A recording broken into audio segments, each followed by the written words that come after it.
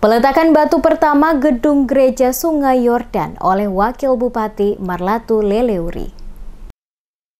Wakil Bupati Kabupaten Maluku Tengah Marlatu Leleuri melakukan peletakan batu pertama pembangunan gedung gereja Sungai Yordan di Namano, Kecamatan Amahai, Maluku Tengah pada Sabtu, 24 Oktober 2020.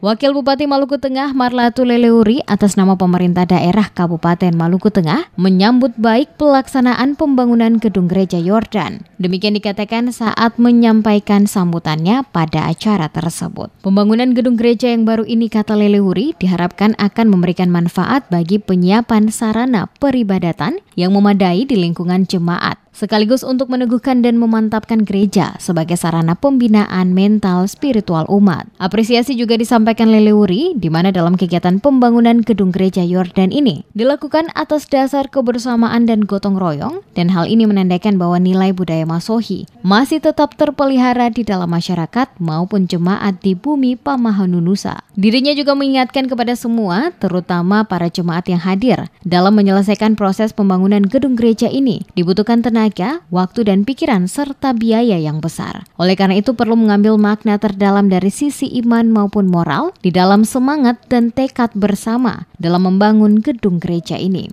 Dikatakannya banyak umat membangun tempat ibadah secara mewah dan megah. Namun kenyataannya pertumbuhan iman umatnya tidak semewah dengan gedung gereja. Oleh karena itu dengan pembangunan gedung gereja yang baru ini diharapkan memberikan manfaat, meneguhkan dan memantapkan gereja sebagai sarana pembinaan mental dan spiritual umat dalam iman selaku orang percaya di tengah-tengah kehidupan bermasyarakat dengan penuh cinta kasih.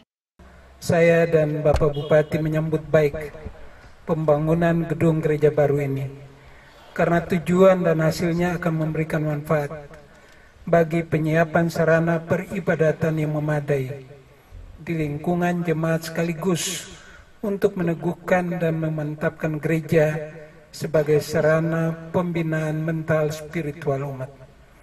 Selain itu, saya mengapresiasi tekad dan kerjasama seperti ini yang menandakan bahwa nilai budaya Masohi dan gotong royong masih tetap terpelihara di dalam masyarakat maupun jemaat. Di akhir sambutannya, Leleuri mengharapkan kepada seluruh masyarakat, terutama jemaat yang hadir saat ini dan para tamu undangan, untuk selalu setiap saat mematuhi protokol kesehatan yang telah ditetapkan oleh pemerintah pada saat kegiatan apapun termasuk yang saat ini dilaksanakan, serta dapat beradaptasi dengan kebiasaan baru yang produktif dan aman dari COVID-19.